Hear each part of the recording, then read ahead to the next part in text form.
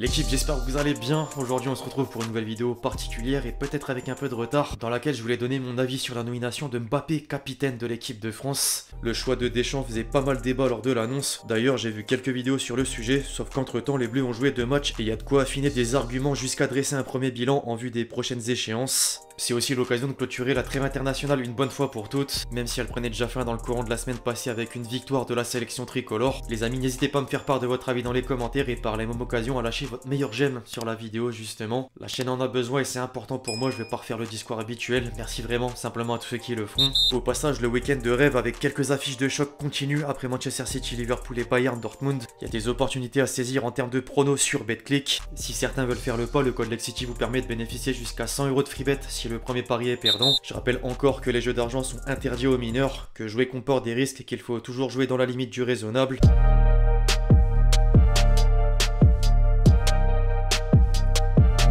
Première chose à dire pour lancer nos hostilités, c'est qu'Mbappé est légitime, faisait déjà partie des joueurs capables d'endosser le rôle de capitaine avec le Paris Saint-Germain depuis le début de la saison. Il a porté le brassard à plusieurs reprises à l'image du match retour en 8ème de finale de Ligue des Champions face au Bayern lorsque Marquinhos est sorti, contre le Pays de Cassel en 16ème de finale de Coupe de France ou encore face à Rennes en Ligue 1. Galtier osait déjà lui donner un tel statut malgré la polémique naissante en janvier dernier suite à la mauvaise réaction de Kipembe. Il avait posté une cerise sur Insta pour faire comprendre que le club ne l'a pas informé de la nouvelle, bien qu'il respecte toujours les décisions. L'entraîneur parisien a répondu dans la foulée en conférence de presse pour éteindre le début d'incendie.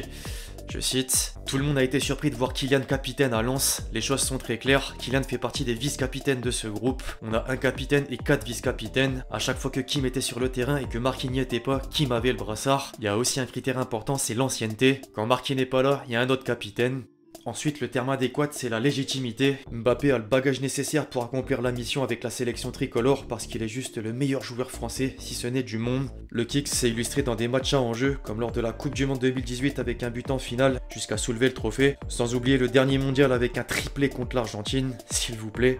Il y a l'aspect décisif et naturellement les chiffres. Mbappé est simplement le 5e meilleur buteur des Bleus avec 38 réalisations devant Benzema à seulement 24 ans. C'est affolant quand on y pense. Il détrônera sans doute Giroud dans pas très longtemps, bien que la première cible en vue, c'est Platini. La déclaration sous le ton de la rigolade, mais avec un peu d'ambition quand même en conférence de presse pendant la dernière campagne internationale n'est pas passé inaperçu. Alors certains ont pointé du doigt le fait que c'est trop tôt car il est trop jeune. Je tiens d'abord à rappeler qu'il a quand même 6 ans d'expérience en équipe de France, et en dehors de la durée, l'aspect précoce devient plus une force qu'une anomalie à mes yeux. Mbappé devrait encore défendre le maillot tricolore durant plusieurs années, tandis que les autres non pressentis pour porter le brassard, dont Griezmann, peuvent pas se projeter aussi loin au vu de leur âge. Au passage, à titre de comparaison, par le passé, d'autres grands joueurs de l'équipe de France ont passé le cap à un âge similaire, si ce n'est au même âge. Platini était par exemple nommé pour la première fois à 24 ans, Deschamps à 25, et c'est pas des exemples d'échecs, au contraire. Il ne pourra que s'endurcir encore un peu plus dans son évolution pour grandir ou devenir encore meilleur. Sans oublier que le groupe France ne pourra que gagner en stabilité avec le meilleur joueur du monde comme capitaine pour une longue période. Après, le foot a aussi évolué et les phénomènes de précocité deviennent de plus en plus nombreux quand on regarde les différents effectifs des plus grands clubs européens ou encore de certaines équipes nationales. Les jeunes joueurs acquérissent assez vite une certaine maturité jusqu'à donner de la voix au sein du vestiaire pour viser un objectif commun avec un groupe. L'âge pose beaucoup moins problème qu'à une époque, puisqu'au-delà du talent qui prime, c'est une certitude, les jeunes joueurs acquérissent assez vite une certaine maturité jusqu'à donner de la voix au sein du vestiaire pour viser un objectif commun avec un groupe. En parlant de donner de la voix, Mbappé a déjà montré sa capacité à mobiliser les siens sans le brassard, qui plus est dans un match important, tel qu'une finale de Coupe du Monde. C'est le match d'une vie. On peut pas faire pire. De toute façon, on peut pas faire pire que ce qu'on a fait. On retourne sur le terrain, soit on les laisse jouer au con, soit on y va, on met un peu d'intensité, on rentre dans les duels et on fait autre chose déjà. C'est une finale de Coupe du Monde. C'est fait. Ils ont mis 2 buts, on a mené 2 buts. Ah, on peut revenir, hein. Les gars, c'est tous les 4 ans, un truc comme ça. Puis maintenant, avec le nouveau statut, la chaîne de la 3F a montré un autre aperçu lors de la pause de France-Pays-Bas, et même s'il n'y a rien d'exceptionnel, on le sent à la hauteur de l'exercice. Bien joué les gars, bien joué, bien joué, bien joué, c'est ça. Hein.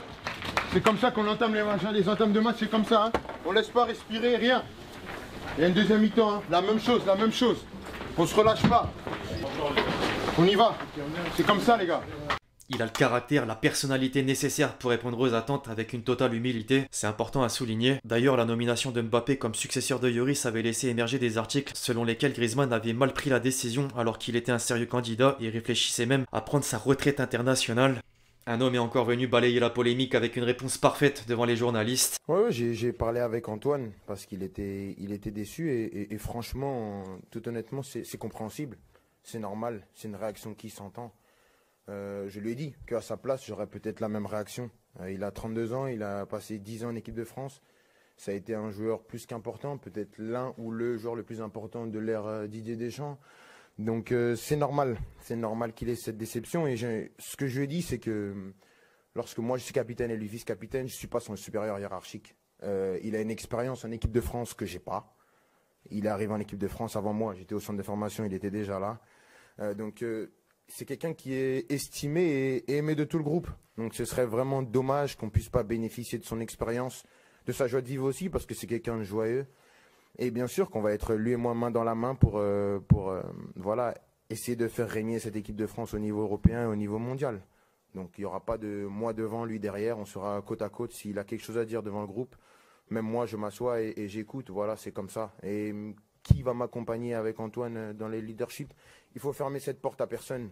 Parce que des fois, il y a des leaders naturels. Des fois, il y a quelqu'un, un jour, il est dans son bon jour, il veut parler, il dit quelque chose de cohérent et de constructif pour le groupe. Il faut fermer la porte à personne. Chacun est libre de s'exprimer dans ce groupe. C'est ça l'équipe de France. Elle appartient à personne. Ah, il a pas froid aux yeux, il n'a pas peur de dire les termes quand il le faut. Absolument personne n'a manqué le cas de Noël Le Graët où Mbappé montrait qu'il était le patron. Le président de la Fédération Française de Football avait fait une énième sortie médiatique déplacée avec un manque de respect envers Zidane. Le Kicks s'était exprimé via un tweet pour dire comme quoi on ne manque pas de respect à la légende de la sorte. Et quelques jours plus tard, le boss du foot français tombait suite à la pression populaire / politique. Bref, je trouve juste que Deschamps a fait un choix logique et si j'étais sélectionneur des Bleus, j'aurais pris la même décision. Il a l'aura d'une star mondiale, s'exprime bien, a le mental d'un compétiteur, ne lâche jamais rien et c'est un véritable leader. Alors tous les voyants sont pas ouverts pour autant et c'est normal, j'ai envie de dire. Mbappé est certes un exemple de par ses performances, sauf que les écarts de comportement sont à corriger pour devenir incontestable vis-à-vis du rôle en question. Il ne peut par exemple plus se permettre de râler ou mettre de côté quelques efforts de repli défensif, comme parfois avec le PSG. J'avais réalisé une vidéo sur le sujet en décembre dernier, donc inutile de revenir là-dessus. Mbappé doit donc penser au collectif sans pour autant renier ses principes qui font le joueur qu'il est aujourd'hui. D'ailleurs, c'est un aspect que Griezmann a plutôt en sa faveur depuis la Coupe du Monde. Il incarne typiquement ce critère combatif et n'hésite pas à faire le sale travail pour aider l'équipe, même si le fait de jouer au milieu de terrain rentre forcément en ligne de compte.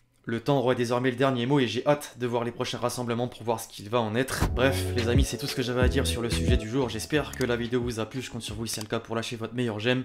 C'est important comme d'habitude. N'hésitez pas à me faire part de votre avis dans les commentaires sur tout ce qu'on a pu voir aujourd'hui. Je lirai vos différentes impressions pour voir si oui ou non c'était un bon choix de nommer Mbappé capitaine de l'équipe de France. D'ici là, on se retrouve très vite sur la chaîne pour de nouvelles vidéos. C'était Lexchi. Ciao, ciao.